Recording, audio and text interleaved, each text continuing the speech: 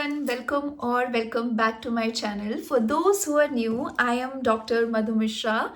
I am a postdoc currently in South Korea. I've done my PhD from IISER Trivandrum, India, and my research area was and is supergravity and black hole thermodynamics. And if you want to know a lot more about my research and the work that I've done, please go check out my website. I'm going to link it down in the description box below. But today, I am going to talk about some tips for first year PhD students. These are very small and short tips, but I promise you, if you consider these and make sure that you're doing all these things, your PhD journey will be much more simpler and easier and smoother. I cannot say anything about your PhD career, but yeah, journey can be very smoother if you take care of these tips. So first and foremost, you have to remember that PhD is a very long journey.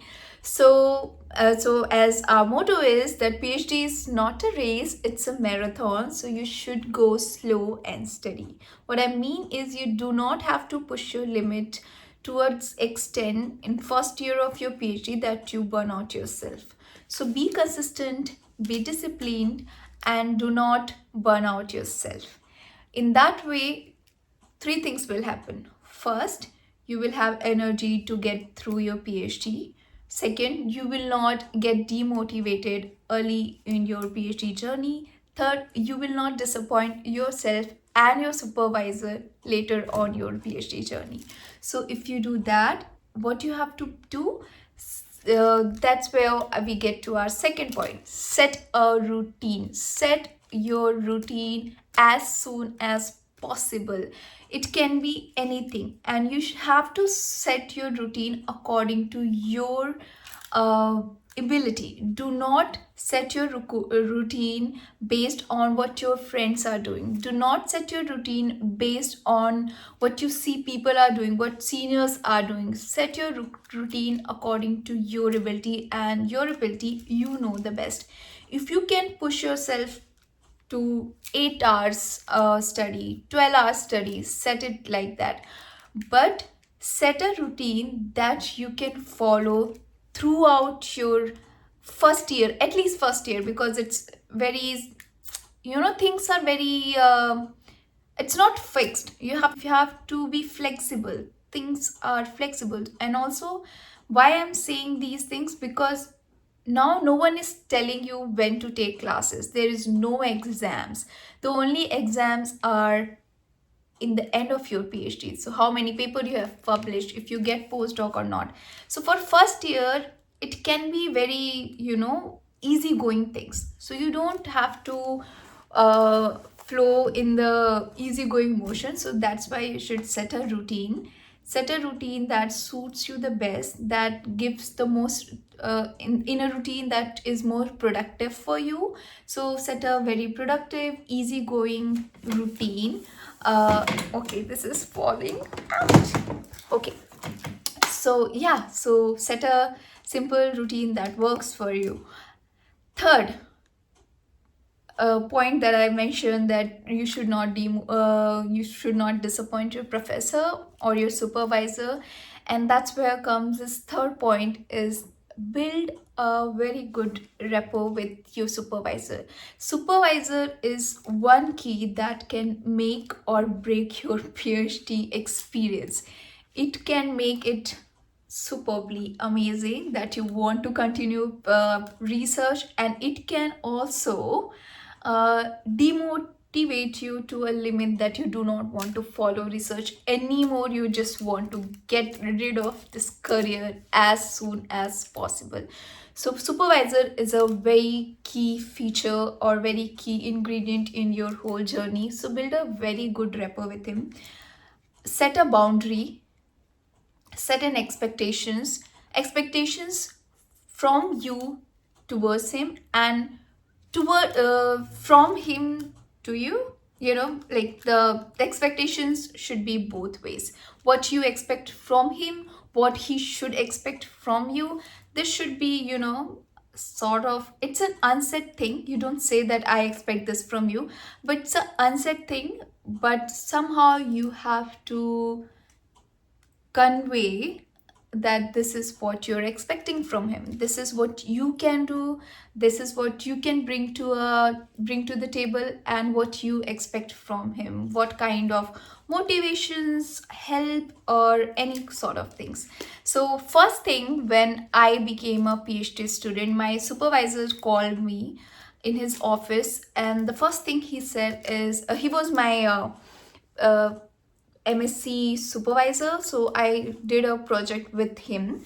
And he called, when I enrolled in PhD with him, he called me to his office, and the first thing he said, now you can call, you do not have to call me sir, you can call me by my name, because now we are not student teacher, we are collaborators.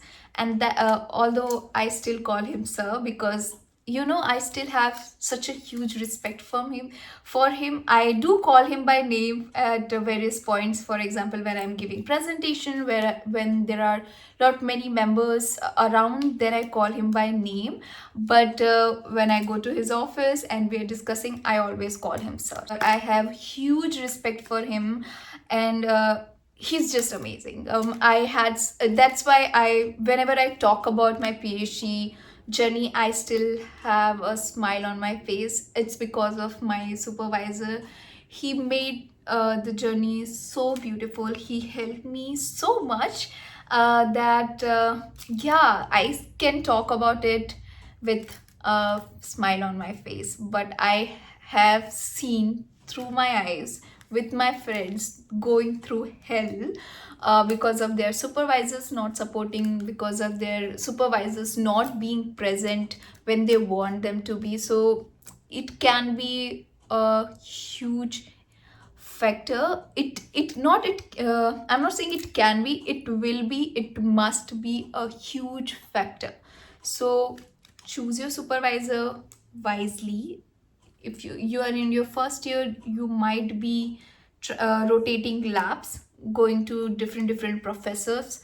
So try to learn about them from their PhD students, slightly, maybe. You don't have to ask directly, but some students also tell you directly that this is a red zone, do not come here if you want to survive. So try to communicate with their PhD student and also with him, get the vibe.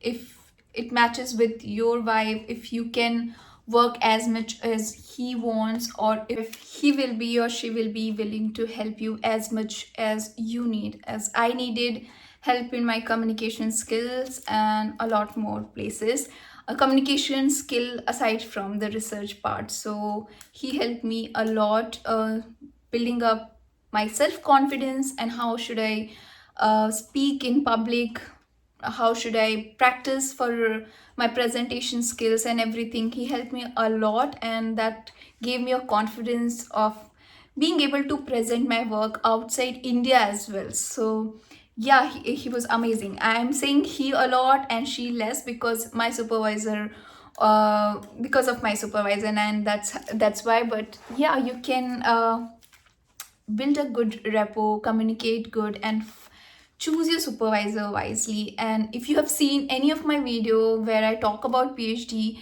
and essential things about PhD, I always emphasize on the importance of supervisor. So please choose your supervisor wisely, either otherwise things can go very wrong. So please choose your supervisor wisely.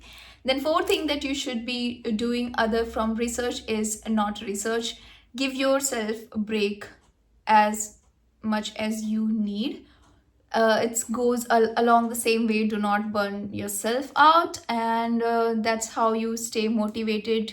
uh, Give full attention to your physical and mental health along with your research. They are equally important, and you should take care of them from first year of your PhD. As much as you work on your communication, your routine, and everything, this is very important if you want to finish, if you want to get to the finish line. So uh, find a routine where you have something that you love other than research also involved. If you want to work out, If you want to play badminton, cricket, dance, song, whatever you like, please do that along with your research. Do not make research is can research should be your first priority, but do not make research your life, because if something goes wrong there, you do not have anything else to fall back to. You should have something to fall back to.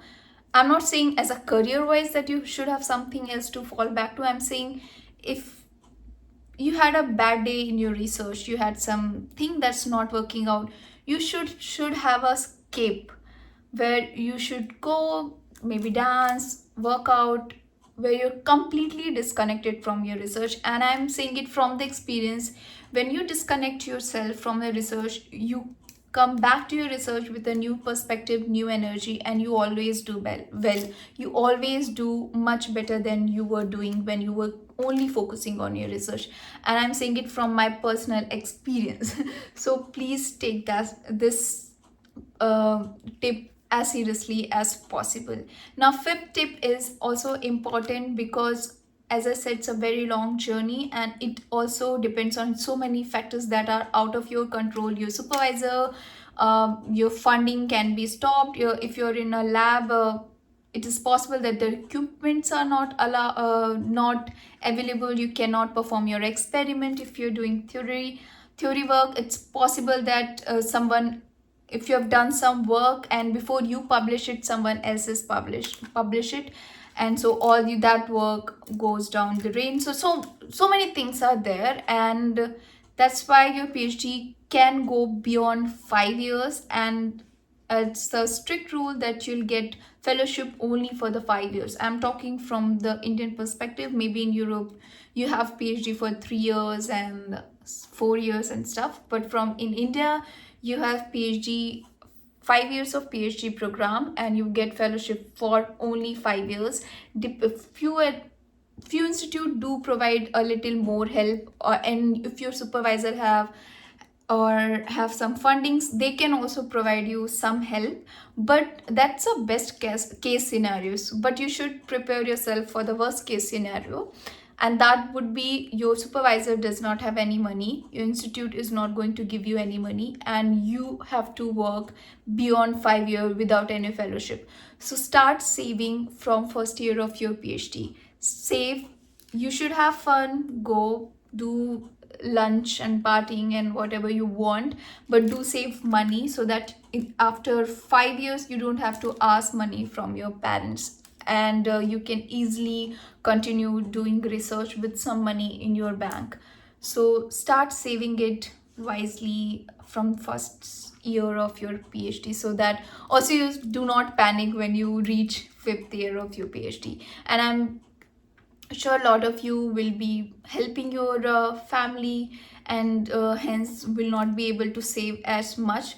But yeah, just keep in mind that that is one of the possibilities. So always keep this in mind, that this can happen because things are not in your control. A lot of things are out of control, so you have to be flexible.